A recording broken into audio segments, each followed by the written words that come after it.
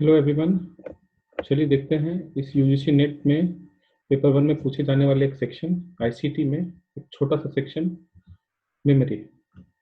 Memory हम लोग उसको कहते हैं जिसमें डेटा को स्टोर कर सकते हैं, लेकिन जब स्टोर करते हैं तो स्टोर करने के लिए कुछ स्पेस चाहिए होगा और स्पेस को हम लोग मेजर करते हैं कुछ भी चीज़ को मेजर करते हैं। जैसे कि अगर हम वॉक कर रहे हैं तो 2 किलोमीटर अगर वॉक किए तो 2 किलोमीटर एक यूनिट है।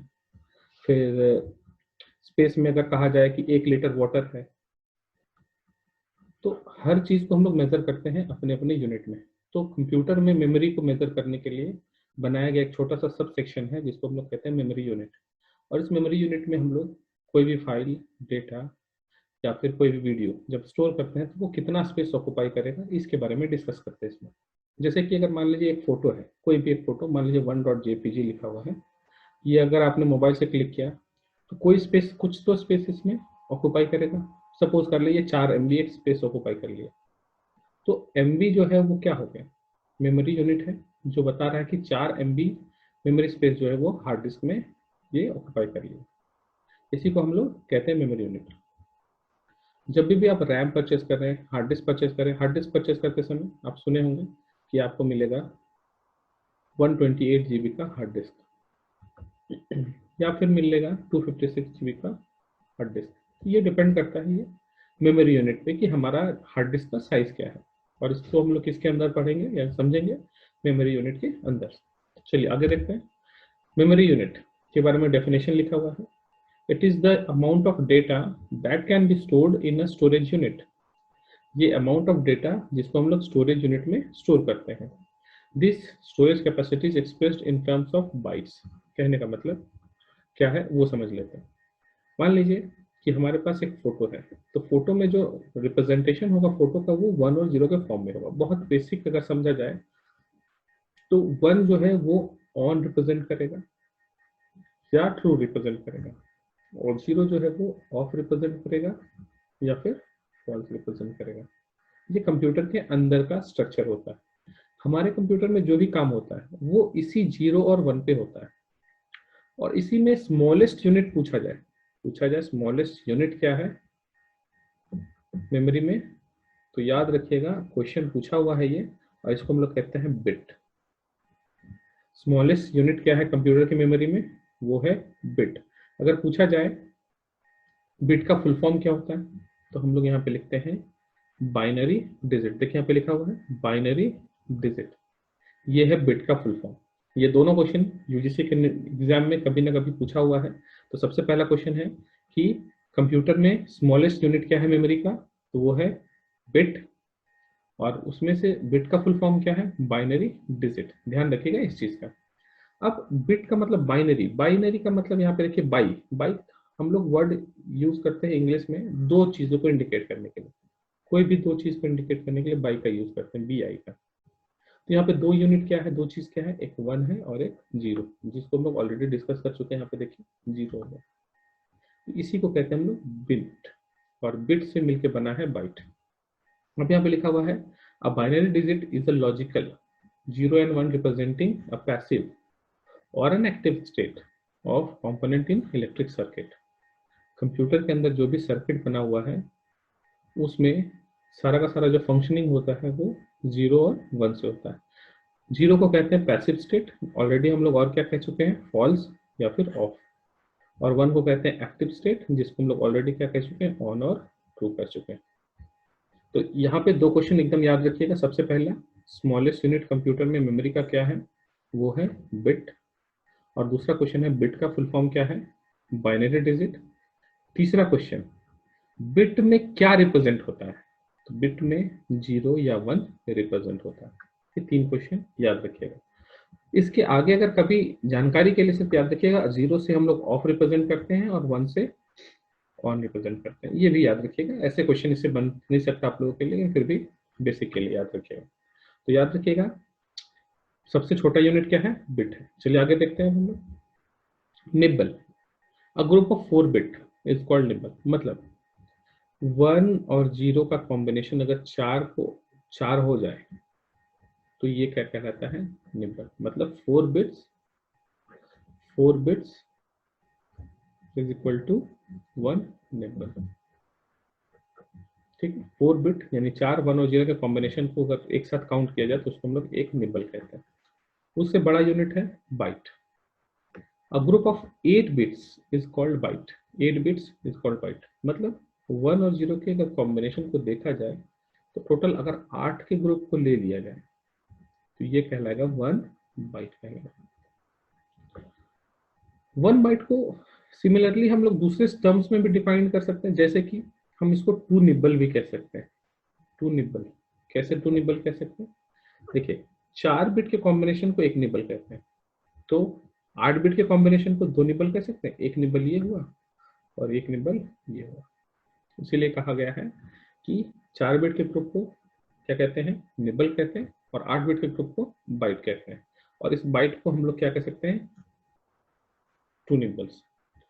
अब आते हैं इसमें एक चीज और आता है इसमें, अगर मान लीजिए किसी का नाम ABC है, तो ABC कंप्यूटर में कितना स्पेस ऑक्युपाई करेगा? तो याद रखिएगा, एक लेटर जो है वो 8 बिट स्पेस ऑक्युपाई करता है। ठीक है, 8 बिट स्पेस ऑक्युपाई करता है। जैसे कि यहाँ पे 3 लेटर का वर्ड है, तो 1 2 3, ये टोटल कितना ऑक्युपाई कर लेगा? 24 बिट्स। यानी एक लेटर 8 बिट लेगा या फिर 1 बाइट लेगा। इसी को हम लोग आगे भी देखेंगे, डेफिनेशन में लिखा हुआ है।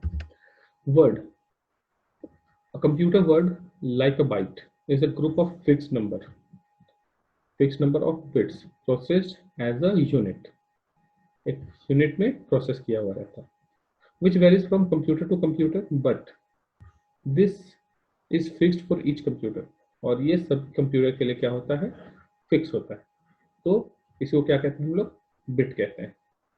जैसे कि आप लोग कहते होंगे कि मान लीजिए कि किसी पर्सन का नाम है एक्स, सपोज कर लेते हैं किसी पर्सन का नाम है एक्स। इसको बहुत बेसिक से समझिए। अब इस एक्स के नाम में कितना लेटर है? एक लेटर है, तो ये एक लेटर जो है वो 1 बाइट मेमोरी स्पेस ऑक्युपाई कर लेगा कंप्यूटर में। अगर मान लीजिए किसी का एक्स वाई नाम है, तो ये 2 बाइट मेमोरी स्पेस ऑक्युपाई करेगा कंप्यूटर सिस्टम में।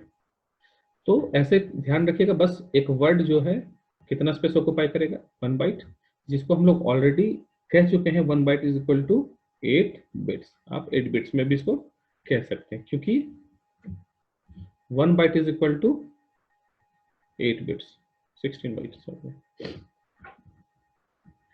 ठीक है, ये सिमिलर चीजों को लिखा हुआ है, ये ऐसे जरूरी नहीं है। तो यहाँ पे याद रखिएगा, एक वर्ड जो है, एक वर्ड का एक कैरेक्टर 8 बिट्स में स्टोर होता है। ध्यान रहे, ये सिर्फ ये थियोरेटिकली आपसे नहीं पूछा जाएगा क्या है ये, आपको सिर्फ इसका सार याद रखिएगा क्या है। एक वर्ड कितने में स्टोर होगा? 4 बिट इज इक्वल टू क्या कहलाता है? 8 बिट्स इज इक्वल टू क्या कहलाता है? स्मॉलेस्ट यूनिट क्या? ये सीधा सीधा क्वेश्चन रहेगा आप लोगों के पेपर 1 में, ये डेफिनेशन टाइप का नहीं रहेगा। नेक्स्ट, ये बहुत इंपॉर्टेंट है, इसमें आपको कन्वर्ट करने को कहा जाएगा। कहा लिख देगा 1024 टेराबाइट इज इक्वल टू क्या होता है? ये क्वेश्चन भी एग्जाम में पूछा हुआ है, तो हमको इसको याद करना है। क्या है ये? 1024 terabyte is equal to 1 petabyte. ठीक है, तो इसको हम लोग को याद करना है। तो देख लेते हैं, इसको ऑलरेडी हम लोग डिस्कस कर चुके हैं। 4 bits equal to 1 nibble, 8 bits equal to 1 byte, ये 2 हो गया हमारा पहले से। अब इसमें क्या है? इस बाइट में अगर हम 1024 मल्टीप्लाई करें तो क्या मिलेगा? किलोबाइट। इस किलोबाइट में अगर हम 1024 मल्टीप्लाई करेंगे तो मेगाबाइट। सिमिलरली मेगाबाइट में 1024 मल्टीप्लाई करेंगे तो क्या मिलेगा? गीगाबाइट। गीगाबाइट में 1024 मल्टीप्लाई करेंगे तो मिलेगा टेराबाइट, एंड सो ऑन, ऐसा जाएंगे हर बार। तो लेफ्ट साइड में क्या है? जो भी टर्म है उसमें कितना मल्टीप्लाई करेंगे? 1024। ठीक है, और उसमें क्या होगा? हमारा नया टर्म मिलेगा। तो प्रीवियस टर्म में 1024 मल्टीप्लाई करेंगे तो नया टर्म मिलेगा। इतना याद रखिएगा आप लोग, इसको याद करना पड़ेगा, आसान होगा इसको याद करना। थोड़ा सा हम लोग इसको देखते हैं कैसे याद करते हैं। तो फिर से 4 bits equal to 1 nibble, 8 bits equal to 1 byte, ये याद रखिएगा आप लोग। अब इसी चीज को हम लोग नंबरिंग से करते हैं यार। इसको नंबर 1 पुट कर देते हैं, 2 3 4 5 6 7 एंड 8। इसको हम लोग इस तरीके से नोट कर देते हैं जिससे तो पढ़ने में आसानी होगा हम लोगों को। तो हम लोग अगर इस चीज को नोटिस करें तो राइट हैंड साइड को सिर्फ हम लोग को नोटिस करना है, याद रखना है, क्योंकि लेफ्ट हैंड साइड वाले में सिर्फ 1024 मल्टीप्लाई होगा और नया टर्म मिलेगा। फिर इसमें 1024 मल्टीप्लाई होगा, नया टर्म मिलेगा, 1024 मल्टीप्लाई होगा, नया टर्म मिलेगा। इसीलिए हम लोग क्या करते हैं, राइट हैंड साइड को याद रखेंगे। लेफ्ट हैंड साइड में क्या होगा, 1024 मल्टीप्लाई होगा पिछले वाले से। तो 1 में किलोबाइट, 2 में मेगाबाइट, 3 में गीगाबाइट, 4 में टेरा। आप केमिस्ट्री में टेरा पढ़े होंगे, 4 को टेट्रा कहते हैं, टेट्रा, तो यहाँ पे हम लोग टेरा पढ़ रहे हैं। 5 को पेंटा कहते हैं, यहाँ पे हम पेटा पढ़ रहे हैं। 6 को हेक्सा पढ़ते हैं, यहाँ पे एक्सा पढ़ रहे हैं। ठीक है, तो 1 हो गया केबी, 2 हो गया एमबी, 3 हो गया जीबी, 4 टेट्रा यानी टेरा, 5 पेंटा यानी पेटा, 6 हेक्सा यानी एक्सा। अब आते हैं इसमें लास्ट वाले दो में। As per English alphabet X और वाई, एक्स वाई जेड अगर हम कंसिडर करें तो वाई पहले आता है, बाद में जेड आता है, लेकिन इस सीक्वेंस में जेड पहले आ रहा है, बाद में वाई आएगा। ये याद रखने के लिए एक सीक्वेंस बनाया हुआ है छोटा सा। तो 1 में केबी, 2 में एमबी, 3 में जीबी, 4 में टीबी, 5 में पीबी, 6 में ईबी, 7 में जेडबी एंड 8 में वाईबी। ये जेटा को कहीं कहीं पे जोटा भी लिखा हुआ रहता है, दोनों सिमिलर है, आपको एब्रिविएशन याद रखना है, या फिर येटा का योटा लिखा रहता है, सिमिलर है दोनों, तो वाई भी इसको पढ़ते हैं। अब मान लीजिए इसमें क्वेश्चन आया कि बताना है आपको कि 1024 पीबी इज इक्वल टू क्या होता है, तो इसको बनाने का तरीका समझिएगा। एग्जाम में आप जब बैठेंगे तो आप इसको ऐसे नंबरिंग कर लेंगे, 4 5 6 7 8। अब यहाँ पे लिख लेंगे KB, MB, GB, TB, EB, EB, ZB and YB. अब बोल रहा है 1024 पीबी, याद कीजिए 1024 पीबी मतलब क्या होगा, पीबी में 1024 मल्टीप्लाई कर रहे हैं, तो ये 5 नंबर का टर्म है, तो 5 के बाद क्या होगा, 6 आएगा, क्योंकि पीबी हमारा किस में है, 5 में है। यहाँ पे 1024 मल्टीप्लाई हो रहा है, इसमें जब 1024 मल्टीप्लाई होगा तो क्या होगा, नेक्स्ट वाला टर्म आ जाएगा, तो ये नेक्स्ट वाला टर्म तो क्या हो जाएगा, 1 पीबी। इस तरीके से हम इसको याद कर सकते हैं। तरीका बहुत सारा है, लेकिन हम इस तरीके से इसको याद कर सकते हैं। चलिए, इसमें भी दो क्वेश्चन जो है वो बहुत फ्रिक्वेंटली पूछा गया है, क्वेश्चन एग्जाम में पूछा गया है, 1 million byte is equal to कितना होता है, या 1 billion byte is equal to कितना होता है। ये टर्म है मेजर करने के लिए नंबर्स को। तो 1 मिलियन इज इक्वल टू होता है 10 to the power 6, 1 billion is equal to होता है 10 टू द पावर 9। ये अप्रोक्सीमेट रहता है, तो सीधा सीधा याद रखिएगा m और b, इसके एब्रिविएशन को m और b, ये बन गया 1 MB, यानी MB को मेगाबाइट कहते हैं। ठीक है, एकदम शॉर्ट है। मिलियन बाइट जब कहा जाए तो दोनों के फर्स्ट लेटर को ले लीजिएगा, एब्रिविएशन कर दीजिएगा, तो आपका आंसर जाएगा MB यानी मेगाबाइट। नेक्स्ट है 1 बिलियन, यानी यहाँ पे तो बी भी आ गया, तो बिलियन को हिंदी में कहते हैं अरब, और अरब को हम लोग कहते हैं यहाँ पे गीगा, 1 गीगाबाइट।